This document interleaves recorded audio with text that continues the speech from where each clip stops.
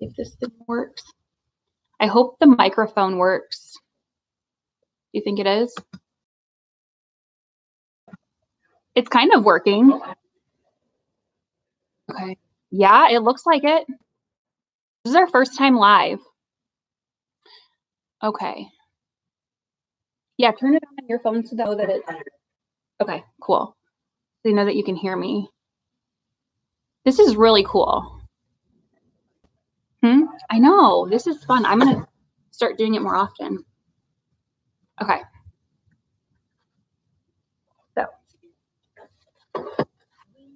So wait, I have my pajamas on and my hot chocolate for our Tuesday night tuck-in. Yeah, to bed. That's what I figured. Oh, that's clever.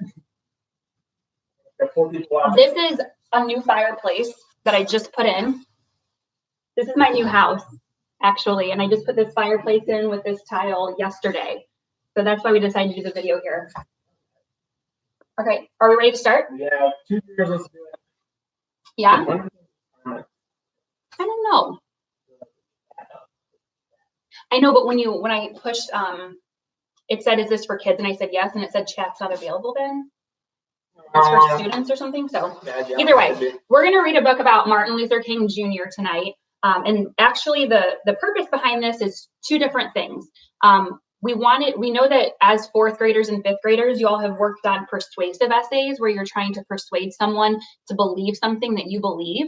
And you've worked on narratives, your fictional narratives where you make up a complete story on your own with different characters, a different setting. And then we worked on informative essays where you're just basically giving information out about something. And that's why last week we worked on the planets. And we actually had Evan from Mrs. McPhillips' class, that's right. He sent us an awesome 6-sentence paragraph that was all about Earth, and he really rocked that. So now we're going to move on to a biography. And a biography is basically an informative essay because it's telling us about something. But when it's about a person, then now it's called a biography. So that's why we chose this book. So Martin Luther King Jr., and it's called A Peaceful Leader. So we're going to go ahead and start that. And it's by Sarah Albee. Okay.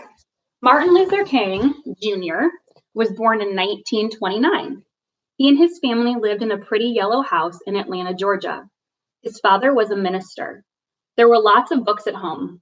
Young Martin was a happy child, but as he grew older, he realized that Black people and white people were not treated the same way. So a lot different than our world today, actually. So you'll see a lot of things that you're thinking, wow, was it really like that? And it really was. So we're lucky that it's not like that anymore. Once Martin's father took him to buy new shoes. The white salesman asked him to move to the back of the store, so they left. Another time, Martin accidentally stepped on a white lady's toe. She slapped him and called him a bad name. He did not react with anger. He believed that bravery meant peacefully standing your ground. And that's my favorite thing about Martin Luther King Jr. is that that's such an easy time where if someone called you a name and hit you, it'd be so easy just to get angry and so emotional. And yet he stood his ground, but he was so peaceful about it. And that's what bravery is.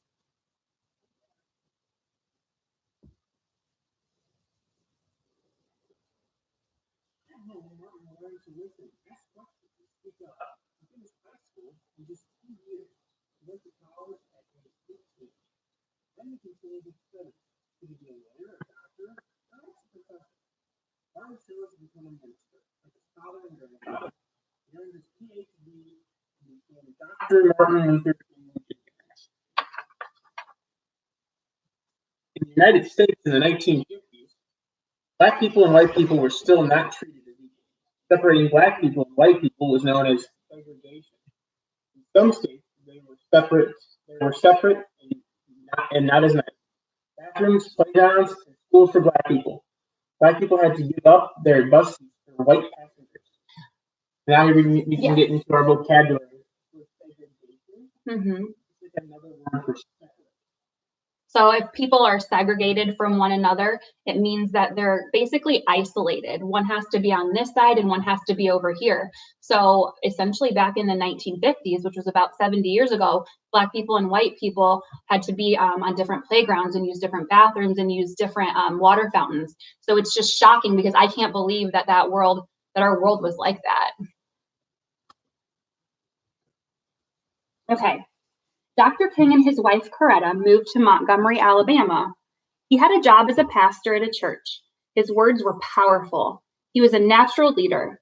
He joined the civil rights movement. The civil rights means that he was ready for everybody to be treated equally, no matter your skin color. And that's what civil rights was all about. It was just making sure that all citizens were treated the same. Other Black leaders were impressed by the young preacher. They thought he would be a good person to help lead their cause. I'm assuming their cause is obviously to be treated equal. So let's see what he did. Then a moment came where Dr. King felt he could actually make a difference. A woman named Rosa Parks refused to give up her seat on a bus, so she was arrested. This was in 1955, and it happened in Montgomery. I mean, I think about all of the kids that go on a school bus, and a lot of times you can just sit wherever you want.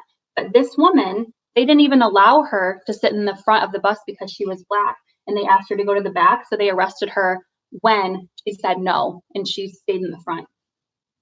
Dr. King and other civil rights leaders organized a protest. Dr. King urged Black people to stop riding the city's buses. Let's see how this protest went.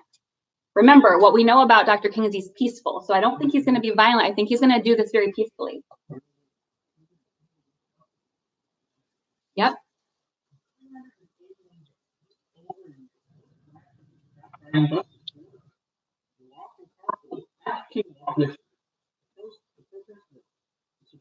Ruled that buses in Montgomery would no longer be segregated. Dr. King helped change the law. He changed it. And I love that because, again, like I said, you can get so angry about things, but it's so much more, it's like braver if you just stay peaceful about it, and it still ended up working in their favor. But with no violence, obviously. Black people bravely sat down in white-only restaurants. Black children bravely attended white-only schools. Black people and white people marched together. They kept protesting unfair laws, and they did it. Some people were afraid of what would happen if laws were changed. Some were so angry they shouted, set fires, and beat protesters. Once a bomb went off on Dr. King's porch. Dr. King and other leaders were arrested many times. Dr. King showed everyone how to stand up for what is right. Peaceful protests took courage. And this, I was reading this earlier, and this makes me think of not this brother, but my other brother who's older than me, and how he would, between him and I, we were so close in age. So when we were children, he would come up to me and he'd hit me first, but then just wait for mom to come for me to hit him back. And so I always thought, that's not fair, because I was the one that got in trouble because she's the one that she saw, hitting back. And in the same way, though, it's like Dr. King wasn't the one that was setting the fires. He wasn't the one that was hurting people or shouting. He was doing everything peacefully, but yet he was the one that was punished. And that just makes me think of how angry he must have been sitting in prison for not even doing anything wrong. It just seems so unfair to me. So in 1963, thousands of people marched in Washington, D.C., which is our capital. Dr. King gave a powerful speech. The world watched him on TV. In 1964, Dr. King won the Nobel Peace Prize, a reward for his work to create fairness without violence. Then one day in 1968, a white man shot Dr. King. Dr. King died the next day. Millions mourned him. So when they're talking about someone mourning something, I think about like mourning as like a funeral, or if someone is really, really ill. Mourning means that you're sad and you're grieving the loss of someone. Dr. King had known he might not live to see liberty and justice for all, but he believed there were things worth dying for. Dr. King's courage and his love, his ability to lead and be heard, would live on. In his short lifetime, Dr. King changed the way people saw one another. And I just love that story because he never seemed to be a person that got upset no matter how unfairly he was ever treated. He always stayed peaceful. And that's what I so much love about him. So what we were thinking is we're going to ask a couple WH questions, because remember, if we want to comprehend, we're going to ask WH. Then after that, we're going to draw a winner of the people that had liked or sent back a response. And we're going to see who wins something from Mr. Tembor and myself in the mail. So I'm going to go first here. How? Ask away. Oh, gosh, I have to look back. Hold on. This is a detail question. Mm-hmm. How many days did they protest public transportation? Mm-hmm. They love that carpooling. They carpooled. Yep. And they walked to work. That lasted for 381 days. Oh, you knew it the whole time, didn't you? Trying to lead us on. When? Ask me a question I know. WH, when? Ooh. Hello, all of our viewers. I know, I don't know how this You're works. up to 8 at that one time. What? Cool. Thanks for joining us. Yeah. When? You can look back at a text if you don't know, by the way. When?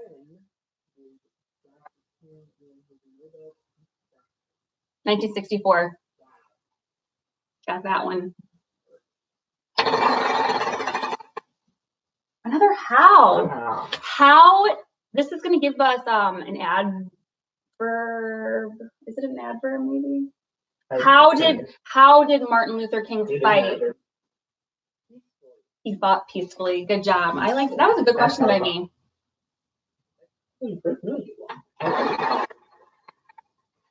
Oh my gosh. Another how. Don't embarrass me, Mr. Tembor. I will try my best here. Ooh. How did Dr. King choose his profession? How did he become what he became? He said he wanted to be a lawyer, a doctor, or a professor. But he became a minister, and I'm assuming it's because his dad was a minister. I would also. It was? Yeah. Because I know his dad was a minister, but I don't think it said that in the book that's how he chose. Yeah. I'm inferring.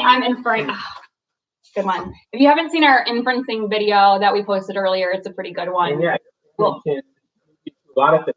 Educated, just like my parents. Oh, that's true. We both became educators. Okay, here, let's pick a name. See if one of our viewers is the one that's on here.